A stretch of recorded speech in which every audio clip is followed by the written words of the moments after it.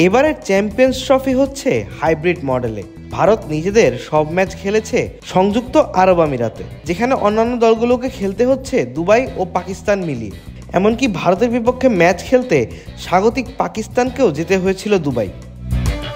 এক্ষেত্রে ভারত বাড়তি সুবিধা পাচ্ছে বলে মন্তব্য করেছে ক্রিকেট সংশ্লিষ্ট অনেকেই। নানান সমালোচনার পর অবশেষে এ নিয়ে মুখ খুলেছেন গৌতম গম্ভীর। ভারতের এই প্রধান কোচ রীতিমতো সমালোচকদের এক হাতে নিয়েছেন। কয়েকদিন আগেই ভারতকে নিয়ে সরাসরি মন্তব্য করেছিলেন অস্ট্রেলিয়ার অধিনায়ক প্যাট কামিন্স। একই ভেন্যুতে খেলার কারণে ভারত বাড়তি সুবিধা পাচ্ছে বলে মন্তব্য করেছিলেন তিনি। এরপর এ নিয়ে মন্তব্য করেন পাকিস্তানের প্রধান কোচ আকিব জাভেদও। সামাজিক যোগাযোগ মাধ্যমের একটি পোস্টের সূত্র ধরে ধারাভাষ্য কক্ষে এমন মন্তব্য করতে দেখা গেছে নাসির হোসেন, মাইকেল অ্যাথারটন সহ অন্যান্য ভারতীয় ধারাভাষ্যকারদেরও। তাদের সঙ্গে একমত পোষণ করেছেন দক্ষিণ আফ্রিকার ব্যাটার রাসি ভ্যান ডার ডাসেনও। অন্য সব দলকেই যেখানে ভেন্যু থেকে ভেন্যু, এমনকি শহর থেকে শহরে ছুটাছুটি করতে হচ্ছে, সেখানে ভারত একই শহরে একই হোটেলে থেকে একই মাঠে খেলার সুযোগ পাচ্ছে।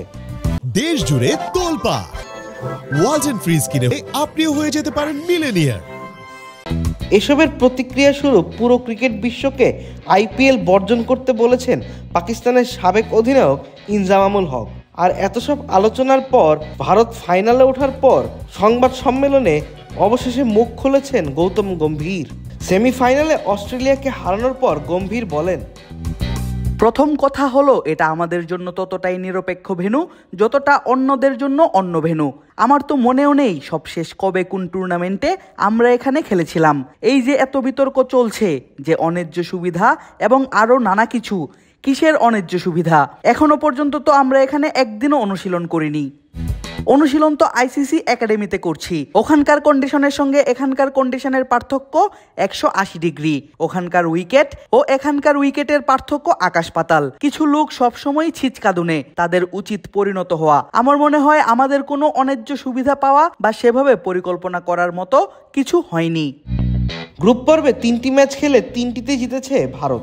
বাংলাদেশ, পাকিস্তান ও নিউজিল্যান্ডকে হারিয়ে সেমিফাইনালে অস্ট্রেলিয়ার মুখোমুখি হয় টিম ইন্ডিয়া। আর দুবাইতে অস্ট্রেলিয়াকে হারিয়ে ফাইনালে উঠে রোহিত শর্মার দল। দলটির 15 জনের স্কোয়াডে বিশেষজ্ঞ স্পিনার মোট 5 জন, যাদের প্রত্যেকেরই জয়ে বড় অবদান রয়েছে।